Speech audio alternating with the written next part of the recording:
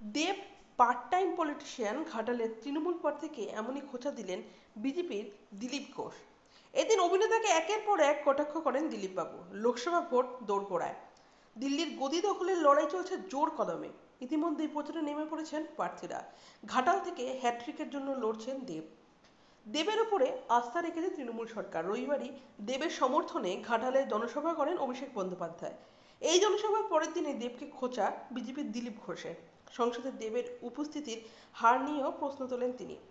পাশাপাশি দেবকে part time politician বলেও তুলোধনা করলেন দিলীপবাবু। এদিন দুর্গাপুরের ফুলঝড়ে চায় পে চর্চায় যোগ দেন দিলীপ ঘোষ। ঘাটালের তৃণমূল প্রার্থী দেবকে কটাক্ষ করে মেদিনীপুর বিদায়ী সাংসদ বলেন, Dev part time politician, full time actor, তাই ব্যালেন্স করতে অসুবিধা হচ্ছে।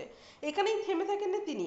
এবার নিজের পরিচিত জোন থেকে বেরিয়ে অভিনয় নিয়ে দেবকে পরামর্শ দিয়ে দিলীপ ঘোষ বলেন, অ্যাক্টিং ভালো করে করুন, গলায় পা দিয়ে তো বাংলা সিনেমা ডুবিয়েছেন। বাংলা সিনেমা আপনারা বাঁচান, আমরা বাংলা বাঁচাচ্ছি।